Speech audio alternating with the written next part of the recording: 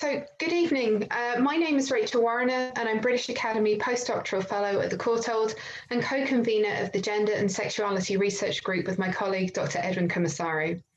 It's my great pleasure to welcome you to tonight's event, Images of Feminist Resistance, a talk from artist Helen Cammock. This is the third event from the Gender and Sexuality Research Group, which is supported by the Research Forum at the Courtauld, and our ongoing programme considers how artists explore and complicate notions of gender, sexuality, race and identity through practice. I'm delighted to be able to introduce Helen to speak to us tonight. As I'm sure many of you will know, she is one of 4 awarded artists of the Turner Prize in 2019 and was awarded the Max Mara Prize in 2018. Originally trained in photography, she was awarded an MA in photography from the Royal College of Art in 2011 and studied photography at the University of Brighton in 2008, as well as sociology at the University of Sussex in 1992. She's recently exhibited work at the Wising Arts Centre, Cambridge in 2020, Turner Contemporary Margate, the Whitechapel Gallery, London, Somerset House, London, and the Irish Museum of Modern Art in Dublin, all in 2019, and Void, Derry, Londonderry in 2018. Tonight's talk, entitled Images of Feminist Resistance, will consider how her practice is informed by questions of feminism and activism. In work which spans film, photography, performance, print, text, and song, Helen investigates social histories and complex political realities through detailed research, mining, as Anne Talentire describes, invisible histories through a process of intensive research and evoked through sounds and images, cut up and spliced to draw new meaning. Centred on lost voices, Helen's work uses this meticulous research process to create artworks and installations that layer different individual experiences and historical materials together, not to resolve the issues she investigates, but instead to uncover historical and social resonances. This could be seen in her 2019 installation at the Whitechapel Gallery, the result of her winning the Max Mara Art Prize in that year. Taking the idea of the lament, the installation explored various approaches to expressing loss, bringing together this examination of diverse examples of mourning in a powerful performance that expressed them through her own voice. In her 2018 exhibition, The Long Note, commissioned by Void Gallery Derry, Cammock investigated the legacies of the Troubles through focusing on women's voices in the Northern Irish civil rights movement. The film and installation, which included archival materials, interviews, music and print, offered a view of the multiple and layered histories that result both within and around the Troubles, leaving something open, inviting the viewer to listen, empathise and create connections with wider political questions. Helen's work brings together the complexity of history and politics as it relates to individuals, thoughtfully investigating socio-political narratives to consider what is elided in their telling. Before I hand over to Helen, I want to quickly outline just a few housekeeping notes.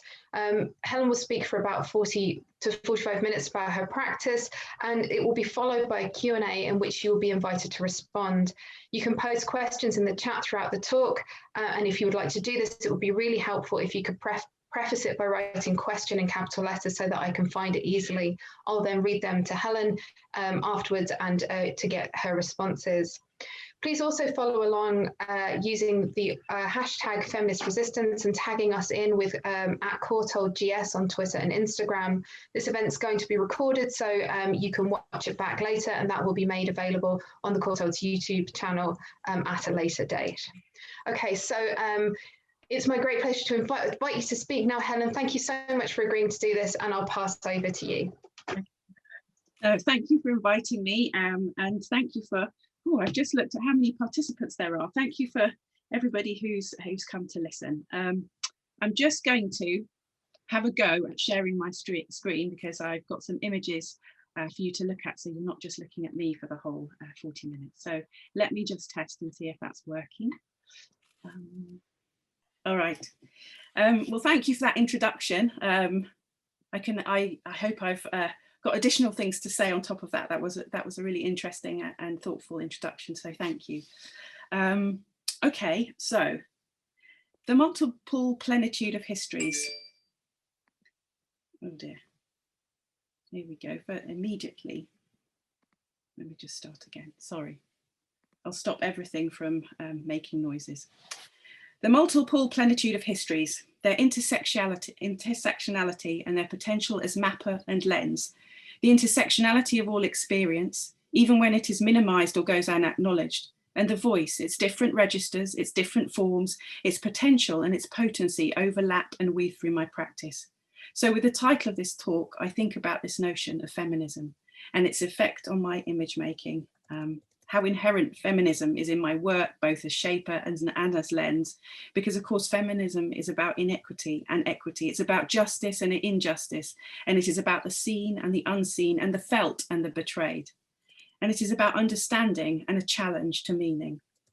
But the intersects are so deeply entwined with my understanding of who I am, and therefore how I formulate my voice, that feminism sits as tightly in my concerns as marginalisation through race, class, and sexual orientation. For another person, the intersects of concern may be gender identity, neurodiversity, or ableism, race, and class, and so on. My commitment to reading and understanding my position and in any given dynamic is inherent in my approach to making work, because for me, everything is relational, and relational shifting therefore denotes movement. This movement, flux, is about how structural maps and emotional experiences collide or glide across each other, and therefore must be reflected in my approach to each piece of work. I guess what this means is that I believe there is no such thing as a resting place. Everything is moving all the time. Everything a negotiation and a renegotiation.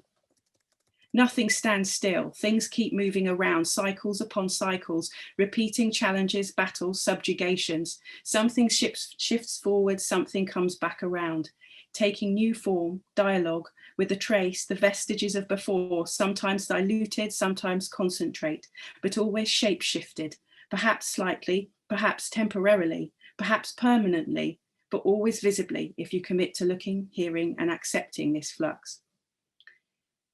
An activation of history through moving image, performance, and print became an act of unraveling or unfurling, and the Benjaminian notion of now time has never lost its relevance for me.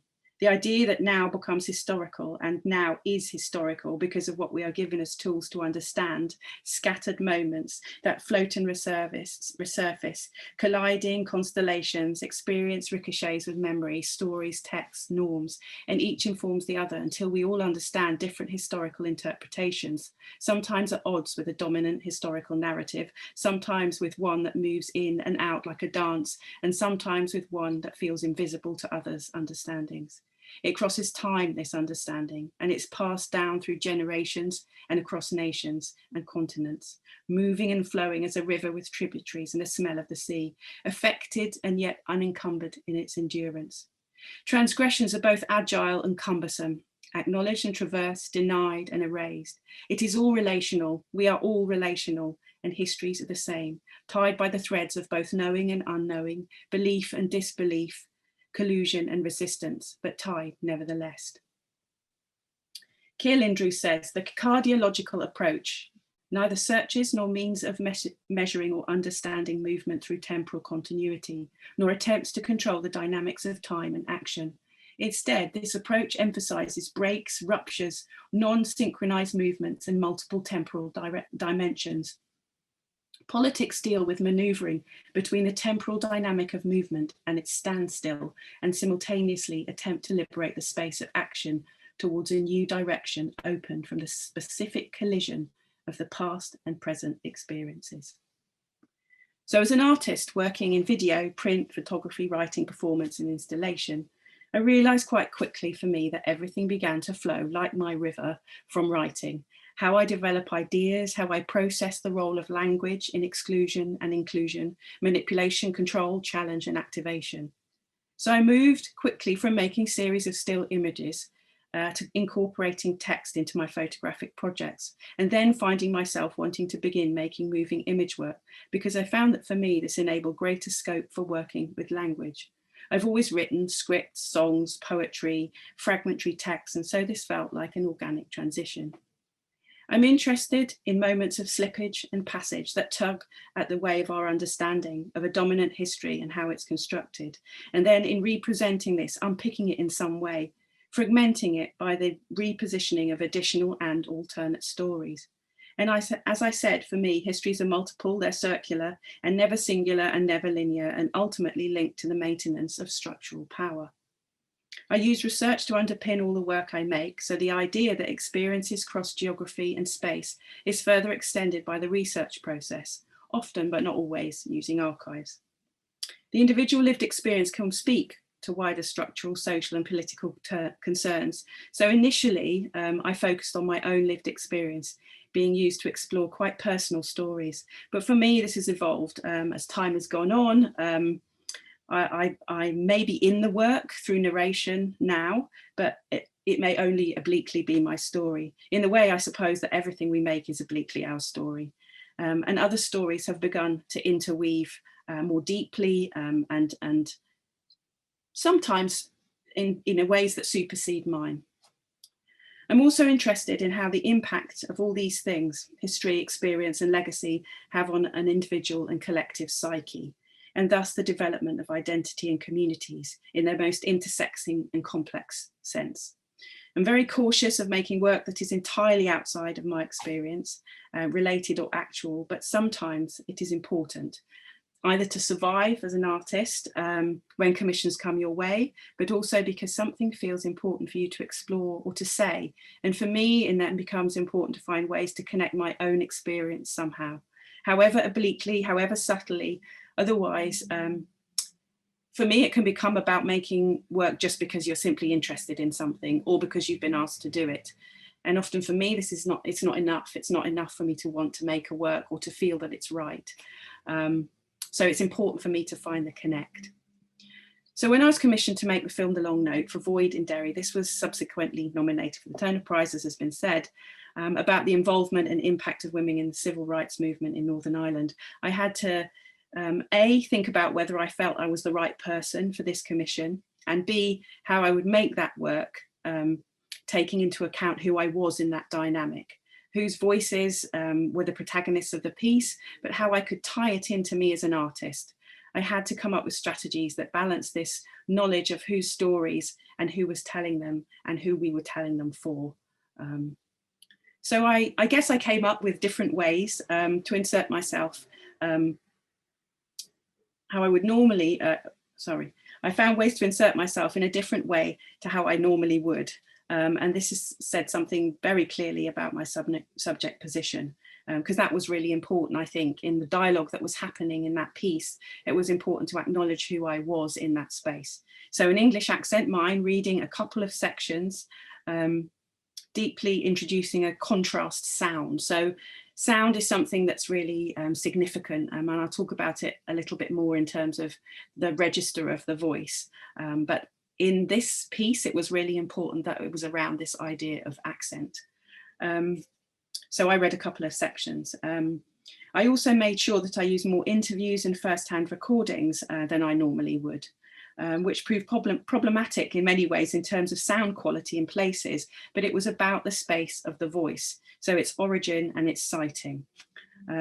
There's a Northern Irish poet, Colette Bryce, the words of filmmaker working in Derry at the time, Cathy Harkin, who was a trade unionist and Women's Refuge Project campaigner, Nell McCafferty, activist and journalist, two women from the shirt factory, Mary Ellen and Frances, whose stories I wrote and then spoke because they didn't think their lives were significant enough, but wanted to somehow be a part of the project. And a mother and daughter, Kathleen and Mary Harkin, who tell the unravelling of Bloody Sunday through their own gaze and memories. So my references shifted to where they needed to look, but there is a moment when I come to clean the lens of the camera whilst looking at a raining landscape in Derry, bringing my body and my race into the work. And this was really important for me because in many ways it was a strategy for an introduction to a conversation that I have later in the film with Bernadette about the Black civil rights movement in their states and their influence on her political development and her own feminism. There's a really nice extract in the film where she talks about her relationship to feminism growing up and becoming more politicized, and how as an Irish working class woman, the feminists she came into contact with left her cold and unconnected.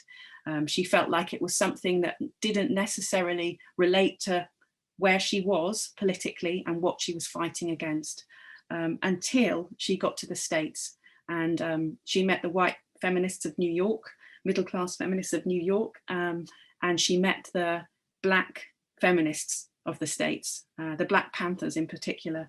And she said that was a moment for her where she started to understand what feminism was about, because as she describes, the white feminists often had Black house workers, cooks, cleaners, housekeepers, and subjugation kind of riddled their existence, really. And so it made no sense to her until she started to talk with Black women. So there were different ways that I needed to introduce myself, and potentially, perhaps we could say that Bernadette and I would not have had the conversation that we had about the Black Panthers and the relationship between the politics of civil rights in the same way, had I not been Black, had I not started to ask some of those questions. And I thought I'd just read you this Stuart Hall quote about culture, because it's become important to me and it indicates quite clearly some concerns that I try to address in my work and the power both culture and social structures share. He said, "I learned about culture first as something which is deeply subjective and personal, and at the same moment as a structure you live. I could never understand why people thought these structural questions were not connected with the psychic, with emotions and identifications and feelings, because for me, those structures are something you live. I don't just mean they're personal, they are, but they are also institutional. They have real structural properties. They can break you, they can destroy you." I suppose I interpret that he's saying we can't separate who we are, what we feel and know from our experience, who we are in relation to others, the relational aspect of understanding our subject position and the dominant paradigms we interpret and the structures in which we must live and navigate, all impact and inform our lives, and therefore, as artists, our practice. In order to think about this in both my process and my concerns, I use a range of textual and visual material and different forms of address. Poetry, political text, fictional text, song, philosophical text, and different forms of storytelling. So most narratives are fragmentary in form, but are brought together to form one piece of work. In moving away from just working photography, I was able to really think about the image and how it can be interrupted, its meaning dislocated, and further constructed through the use of video, installation, text, and so on. I call this using the energized frame. Something where there are a number of dialogues and platforms of the conversations that are at play, layers in process as well as in content.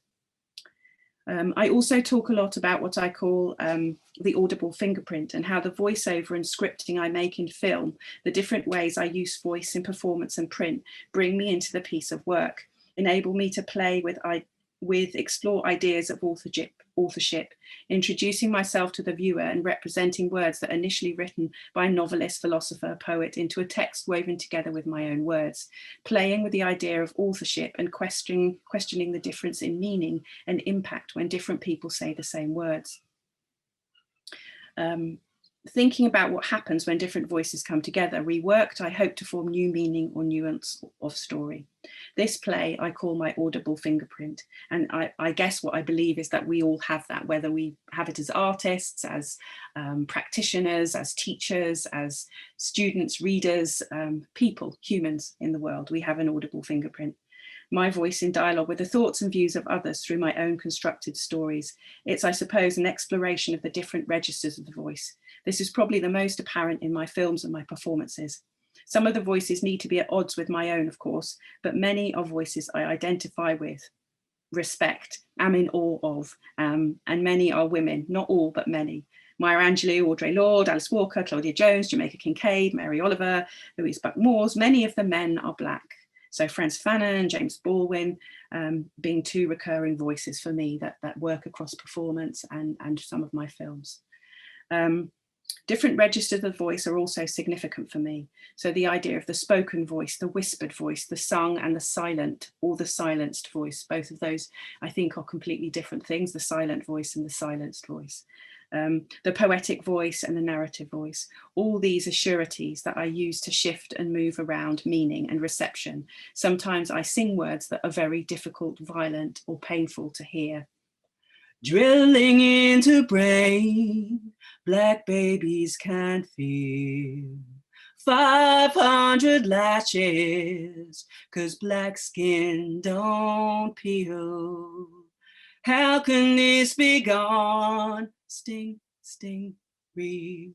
Yes, how can this be gone? Sting, sting, real. Form and colour important in print work, photography and film for me. I don't have enough time right now to talk about this too much, but these elements, as well as the space between image and text, were part of the move to working across different mediums.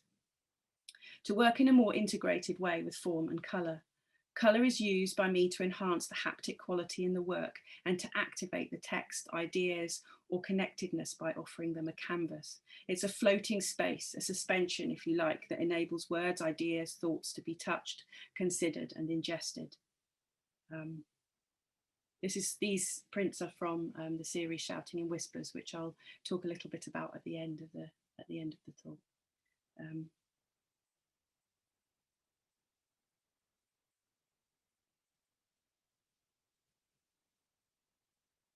I'm interested in the haptic quality of work.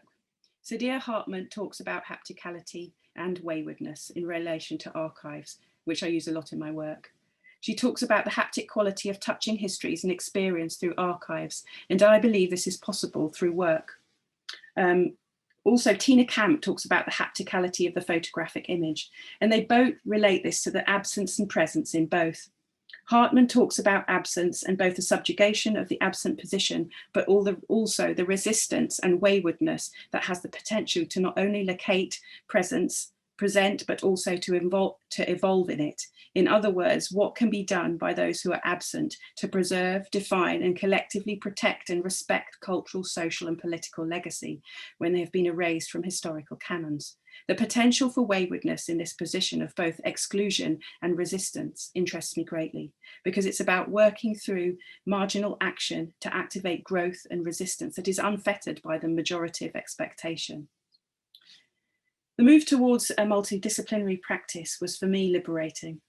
The first time I really worked in this way was a show curated by Lubaina Hamid called Carte de Visite in 2015-16 at Hollybush Gardens, where I installed a film called Changing Room, which then related to an installation made of objects, screen prints, ceramics, a projection, drawings, and lino cuts. It had a recurring motif of a bottle called seawater that reappeared in different forms or registers and represented for me forms of reimagined identity, repositioned status through migration or journey, both forced and unforced. This recurrence sat alongside the film Changing Room, which is a film using the ceramics made by my father and explores our relationship, ideas of barrier and belonging, and the trickle transference of racism from one generation to the next. It introduced the struggle for acknowledgement, for place, and for position, and questions, I hope, the notion of the amateur and the professionalization of art, and the place of those who try to transcend those barriers. It uses text from, wrong image. It uses text from Frantz Fanon and Walter Benjamin alongside my own family stories and my father's experiences. So multiple mediums and the connections between them become a strategy for me for the first time here. In 2018, I had a 6-month residency in Italy after winning the Max Mara Art Prize for Women and visited 6 cities in 6 months. I had as a starting point 2 16th century composers, Barbara Strozzi and Francesca Caccini, and these informed 2 group performances. The whole project was around lament, loss, longing, resistance, and resilience. So it's this interpretation of lament as both an acknowledgement of a kind of a loss, a longing for something that may have left, but also really so closely entwined with the ideas of resistance and resilience. I wanted to use some of the strategies that I was interested in my making process, but also in a physical experience that involved travel, different kinds of labor, research and learning, and in its very structure moved physically and intellectually across both time and place. And women were the protagonists. They sang and lamented, they fought and they wrote. I met women across Italy who were all able to talk to me through archives and libraries and also encounters. An experimental opera singer, 92-year-old partisan fighter, a dancer who hadn't danced for 25 years after a car accident, a Nigerian woman in Palermo who was new to Italy, a Carmelite nun who ran support projects for women, a photojournalist who had in 1 year photographed every mafia killing that happened in Sicily, a woman who had worked closely with Oliver Tambo as part of an allegiance movement in a Reggio Emilia, a small northern town in Italy, with the ANC. She made the first translation, in fact, into Italian of Nelson Mandela's autobiography, The Struggle is My Life. In the archives, I met Beatrice Cenci, the youngest woman at 18 to be executed for patricide after a life of sexual abuse by her father. And I met Lucretia Fitzana, who led a nuns' revolt because the Pope banned them from playing trumpets in her compositions because it was unseemly for them to have something in their mouths in public. All these encounters and more I wove together into a 3-screen film.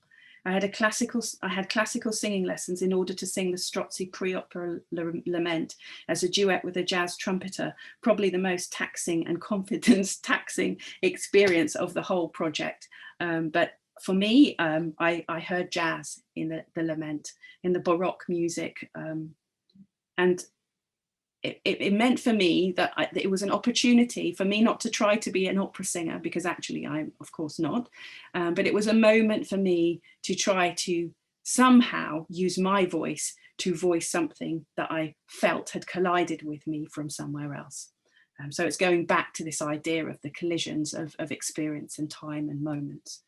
Then the performance to the Caccini piece, Chacona, was a movement piece choreographed with the dancer Federica, who I met when I was staying in Florence. This was done after a series of workshops in which some women from local projects came to share their stories of loss, longing, resistance and resilience. And together we choreographed a movement piece, translating their stories into individual movements and gestures and collective movements and gestures. This whole project was about the interweaving of experience across time and geographies, colliding stories, constellations that attract and repel familiar over stories with individual detail. But this work is also about the folding of the filmic space through images, through the form of the work, a triptych video installation. I was interested in the formal qualities being able to apprehend the viewer's control and known experience, to create something phenomenological, never pausing, resting, or giving itself up to be consumed in straightforward sense. Instead, I was trying to have a conversation about image making through the making itself. There is for me a sense of performance that the 3 screens bring, a movement and activation across the frames, melding and interrupting, repetition and reenactment. It is a strategy to bring the gaze to rest from different perspectives, metaphorically through the frame, and a way of playing with where the viewer looks from and also where the protagonist and the maker act from, and vice versa. There is an attempt to bounce across moments which interrupt, interject and absorb the idea of time. So intersections between and across experience are what I'm interested in. Duration is important to me, whether that's in the stillness of the image or in the length of a film. Asking someone to stay with me and drop themselves into the story, the color, the landscape, the challenge, the language, the questions I try to ask. This was the work from Kessi Pufare, the project that came through. Most recently, the film work, they call it Idlewild, made just before lockdown, is a film that talks about the politics of idleness. It began from a subjective, reflexive position and moved tangentially across different political discussions about labour, capital, creative need, rest, the myths and the stereotype projections that permeate all of these. It spurned billboards and prints and a large fabric banner as part of its organic development. The work was exhibited at the beginning and then the tail end of the first lockdown, and it grew and changed over this period of the pandemic. Someone described the way my project works as moving image work that drifts and leaks across to installation and print. So there's something I've become aware of about the fluidity of work, its synchronous nature. For example, the Turner Prize show had a series of prints, Shouting in Whispers, which we looked at earlier, that have now had a life in 4 shows. Shouting Whispers at Cubit in 2017, when I worked with curator Helen made to sit alongside an hour-long film made up of YouTube footage that asks questions about the individual and collective roles and responsibilities we might embody in moments of crisis. The print series then made its way also into the exhibition in Derry, where I showed both the long note and the film Shouting in Whispers. Then when the film went to IMA, the Irish Museum of Modern Art in Dublin, they also wanted the print series, and thus the show for the Turner Prize also included those prints. These prints also went to a large show. I think I've got too many slides. Let me just click through. So that these are the billboards at Wysing, all part of the, they call it Idlewild project. And this was the show at Kate McGarry, with additional print series, a large fabric banner and some watercolours that were made after the film was produced. And for me, this was again about the idea of the haptic. It was also about the idea of the banner, the protest banner. I decided I want to walk. It was about the politics of Labour, which kind of run through that film very clearly as well.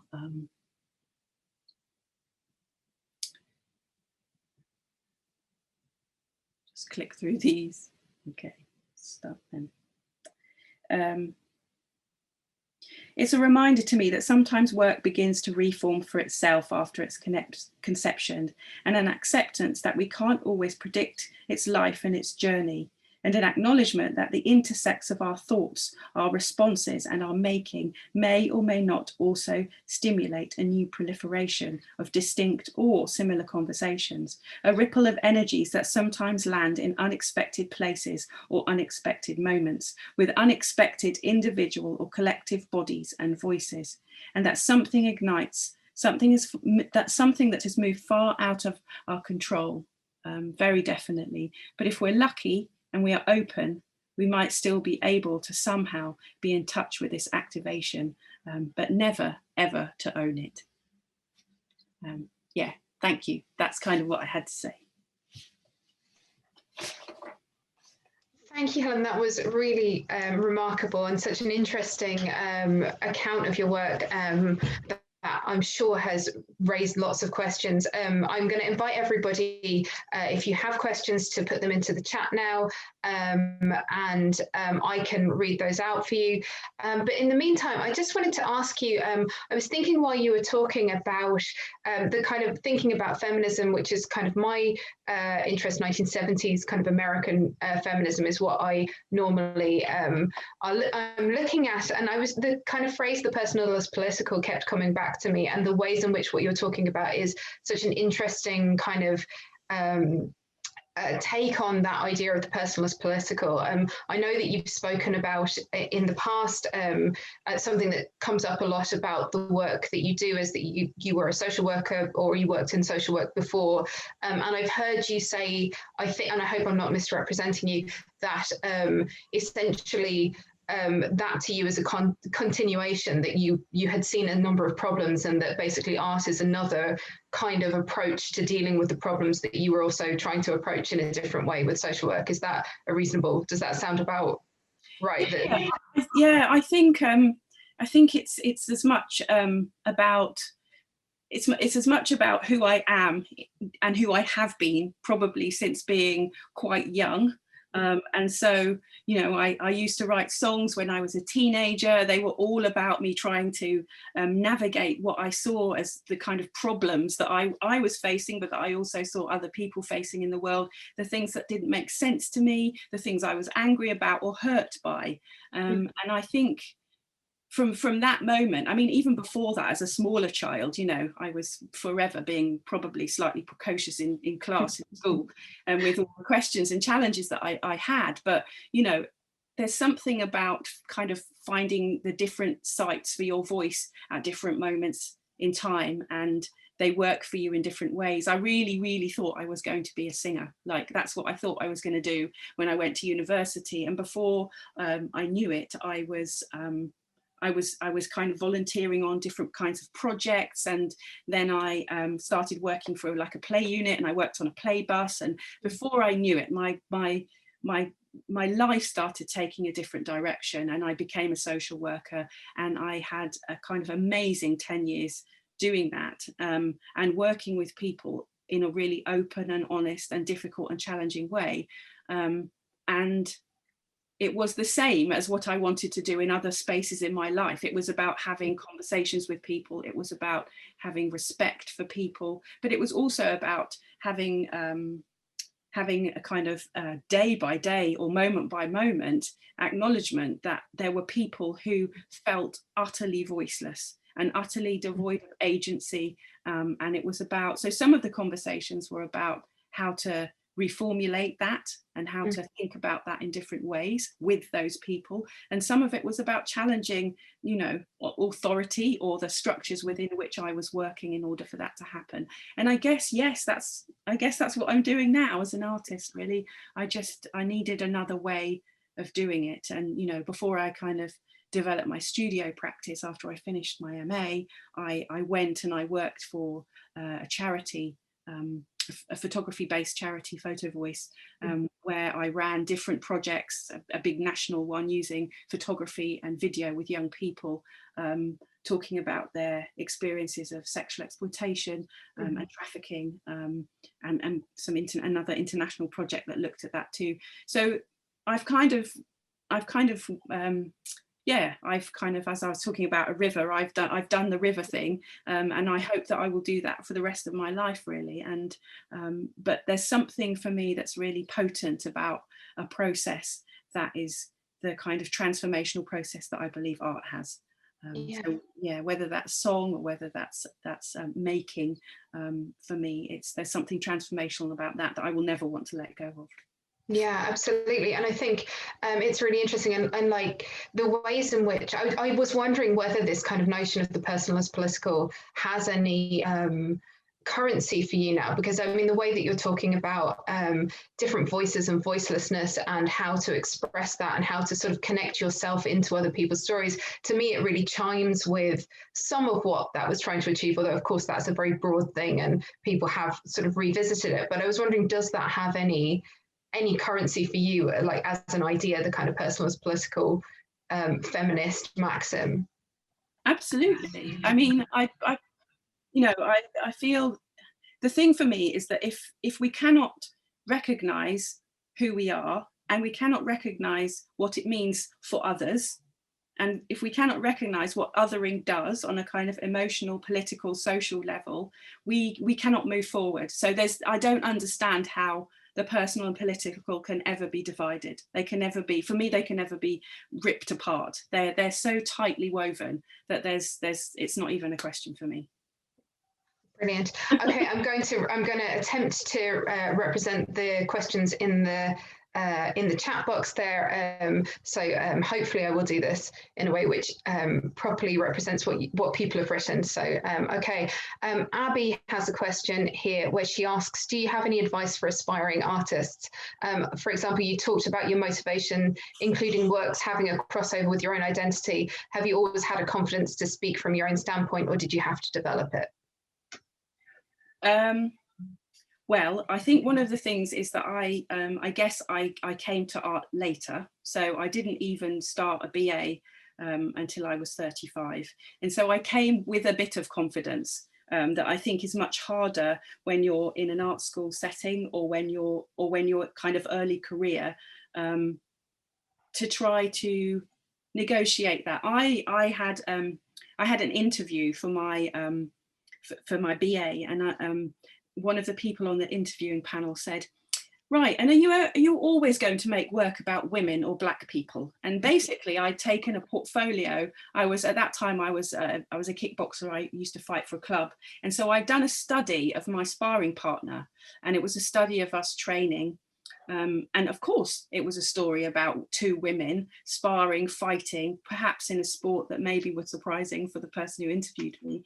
And then the other story, the project was a project about my father. And it was quite an intimate project, and it used objects that he'd made and photographs. It was the first time I tried to do something like that.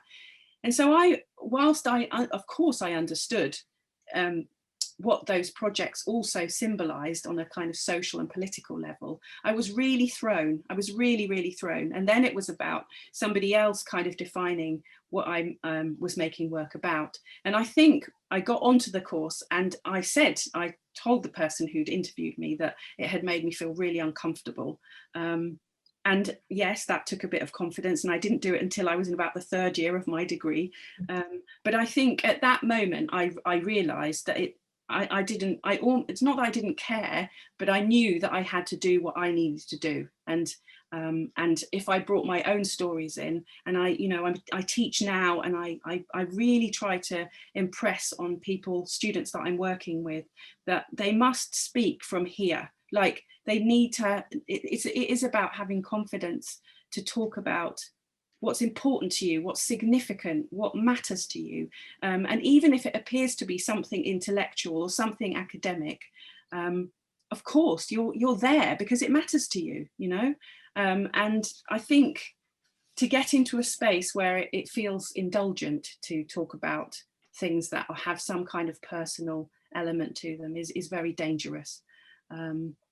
And so I think in terms of idea, what I might say to somebody who's kind of early career is, you just have to find one person maybe, or two people who believe in you and what you're doing. And they don't have to be artists or from the art world. They just have to understand why you're doing what you're doing, because I think it's a really lonely and difficult road to do it entirely on your own. And it might be that your peers, but it might be kind of, friends or somebody who at work, or any of those.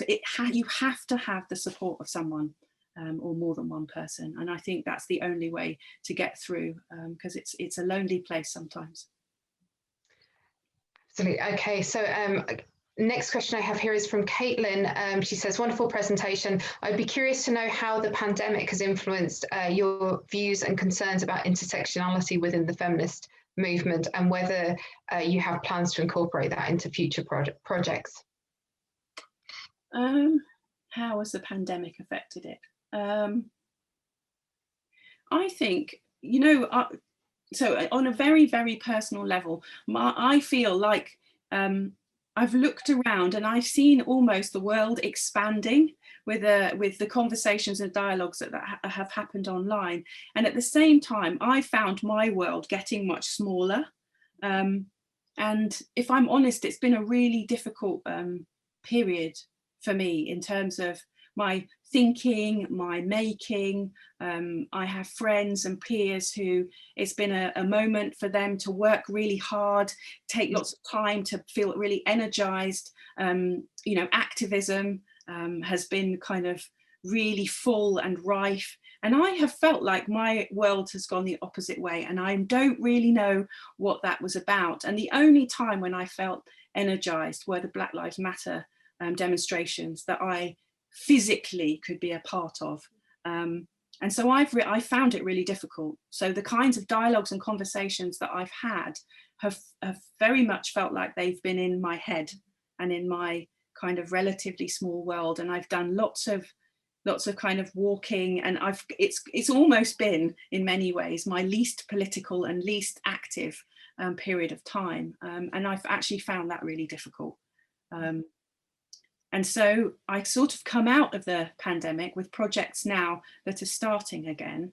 And I guess the questions are, one of the film projects that I'm about to, we've started kind of online workshops for, is based in Rochdale, and it's a film and video umbrella commission. And what I've realized is the kinds of opportunity and the potential for the intersections that are happening between the people who've been invited to come on the project. Like, we've specifically targeted groups and support projects and community groups, which is generally what I would do. And some of those have not been interested, but some have. And actually what's happened, because of having to do things online, because of making the project smaller, we were going to have large group kind of tableaus in the film, and now that's changed. And so the kinds of conversations that we're having in very small and intimate moments on a screen are much richer. they're much more intersectional, they're much more diverse. So that's one of the things that I suppose I can think about, and it's not necessarily directly in terms of feminism, because this project is really about the idea of community and the cross sections in community that come through the idea of collectivity, which are not, you know, they're not concepts that are outside of feminism, but it's I'm working with very different groups, and so we're talking about all the kinds of ways that people are in marginal spaces and positions, and how they manage those, what they do with those, as well as the ideas of the collective similarities and connections that people have made. I don't know if that answers that actually, but yeah, that's really interesting. So Lucy Byford has a question which says, thank you so much for such a rich look into your work. Did you incorporate idleness into your practice while you were making the exhibition?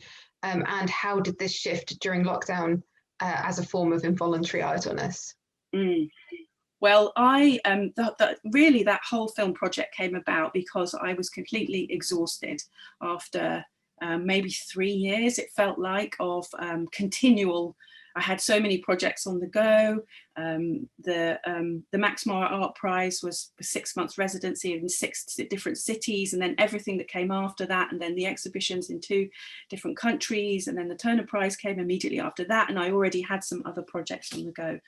And actually I came to Weissing and I was completely exhausted, and Donna and John were there, and they made me feel like I was being offered a space to rest, and out of that rest there was this confidence that out of that rest something would come. And so I spent days sitting in an attic with a kind of Velux window, looking at the leaves as they changed across the seasons in autumn. I was so busy I couldn't do the kind of 1 month there or 2 months there, and so they were really flexible, and they said you can have 3 months and you can just keep coming and going and coming and going.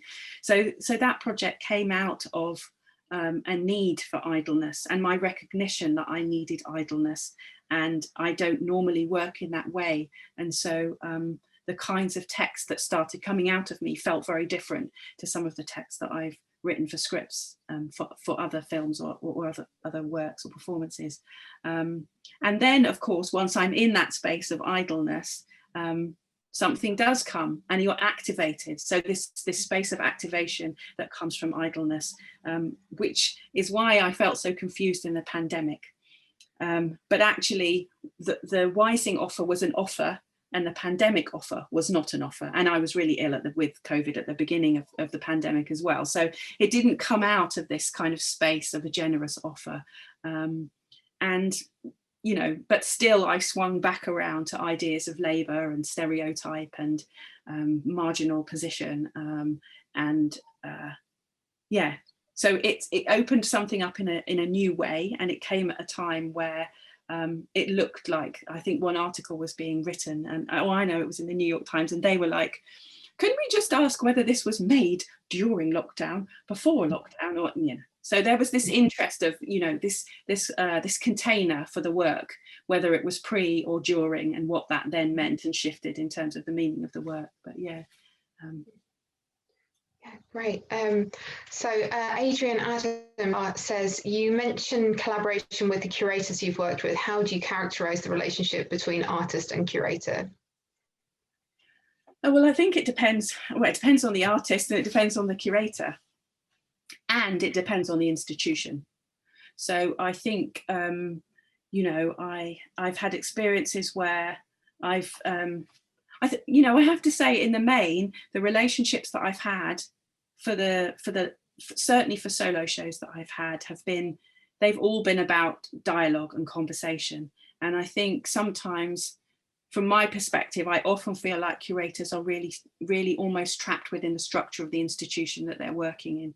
And so I feel that there's this dance that happens about conversation, but actually with I think I would say with every curator that I have worked with, I've genuinely had dialogue and conversation, and that conversation has supported the way that the show the exhibition is, develops. And I think the problem is that what we might need as artists is not always forthcoming as often as we need it. Like, we need conversations. I would like to be having conversations with curators, potentially about work, on more than just about on a specific show. So there's something that's sort of, there's a disconnect, I think, that would be really important for curators and for artists, that are the kinds of conversations that we need to be having about work, about shows, about how work sits and fits. And I think some of that's happened. I've never had as many conversations with curators as I've had now in the pandemic. And I think it's because there's something, I don't know about this, whether they're either placed in a position where they, as curators, are needing to appear to be to be working, or whether they're somehow freed because they're working in their own spaces and they feel able to reach out and have the kinds of dialogue that's not necessarily just about a show. Yeah, I mean, I would like the conversations to be richer and more frequent, and not always be about what the curator is trying to extract from the artist, because sometimes I think that's how it feels for artists. Sometimes it feels like that for me. I've talked to other artists who sometimes it feels like that for them. And rather than saying that those conversations are so problematic that we shouldn't have them, for me it's about recognizing the things for me that have come out of those conversations, and the confidence actually that increasingly I've gained from having those conversations, and how important they are for how work evolves in different settings and in different containers of spaces, I suppose. Yeah, that's really interesting. Okay, so sorry, Maria Kapayeva, sorry if that's a mispronunciation of your name, says, thank you very much, Helen, for a wonderful presentation. A very specific question first. Can you please repeat who you referred to in regards to the hapticality of image? Oh yeah, that was Saidiya Hartman, which is, I'm not very good at spelling, Saidiya, Saidiya, and then Hartman. Have I spelt that incorrectly? I'm not very good at spelling. Hartman is just Hartman, and also Tina Kampt. So. Okay. Great. And her other question is, how do you convince or make people believe, the people you work with, that art is the way to speak up about their issues and their ideas? She says, I guess I refer to a skepticism many people have about art as a way to change something in the world. How do I convince? I don't know. I don't know if I do.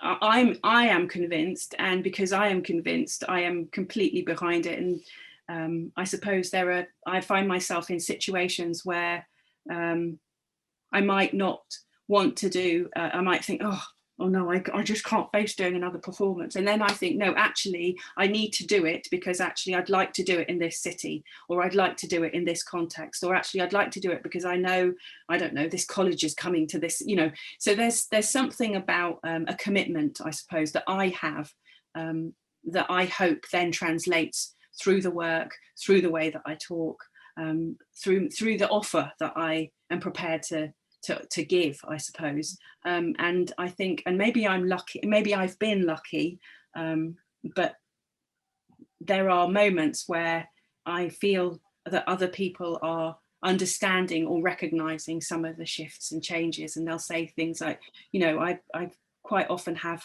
had and do have conversations with people who are invigilating, and people will say, oh, actually, it was really good that happened, or there were these two people and they were really messing about, and then actually it was really interesting because after like about 10 minutes they just sat down, they were quiet, and they stayed for the whole time. And so those kinds of that's my way of knowing that it changes something. I'm not expecting to change the world, but any small, tiny, minute change that I can make, then that's a change for me, and I'm happy with that. Then I feel like I'm doing something. Hello, Maria. Okay, so Alexandra Kokoli says, thank you for such a rich talk. You said that you seek to relate opportunities to make new work to your own experience, but do you also find value, artistic and or political, in placing yourself in contexts with which you have no obvious common ground? Yes, I suppose in some ways I felt the project in Derry did that. Although, yes, I'm a woman, and I identify as a woman, and through that project I worked with women who did and didn't identify as women, or identified differently. So, in terms of the people who helped make that project, there were, cis women, there were trans women who helped with some of the kind of preparation work with that. There's something that's, I guess what I think is that what I said in the talk is, which is what I believe, is that there is something about finding a connection point. We all can find a connection point of some degree. For me, in the way that I work and the way that I approach making work and the way that I think and I feel, and those things are really important to me in my making process, there has to be some point of connection for me. But I went to Italy. I didn't speak Italian. I'd never been to Italy. I was quite fearful of going to Italy, actually. As a Black person, I have often slight misgivings in different parts of Europe. I have had experiences that are kind of, that underpin that, but also there are some fears, and some of those fears are around the kinds of dialogues around race that I think I have found and have experienced in different places in Europe. So I had this fear. So for me, I didn't feel that when I went to Italy, I was going somewhere that I felt was my space and would rely on my experience. And so that was probably quite unnerving for me. And of course, very quickly, I found places where I did feel comfortable and where I could make connections, and where those connections were fruitful and real. And the conversations, I guess, just evolved and unraveled. And those conversations were about difference and also about similarities. And about problems and about challenge and all the things that good conversations hold, I guess. So yes, in the way that I normally work, I would like to have some form of connect. I've become less embedded, I suppose, in this notion that I need to somehow have experienced what I'm talking about. And I've moved much more away from that. And that's, I guess, in my confidence, I suppose, in the way that I want to work. But there has to be, for myself personally, have to find some kind of a connect. Otherwise, I can't do the thing that I need to do when I'm making work or writing. Brilliant. Okay, so we've got about 3 minutes left. So I wonder if we will do one last question, but with sort of quickly, although I've just delayed I said that very slowly, I appreciate. So the last question that's just in my screen here is, women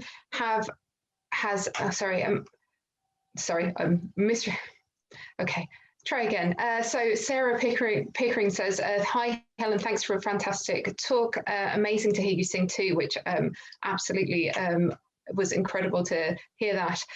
She said she's interested in the decision about decision making behind the work in Northern Ireland, particularly about representing the women who wanted to present but didn't want to speak. Voicing their testimonies yourself is a really interesting decision. Did you consider asking other women, or was it obvious to you that it should be you speaking?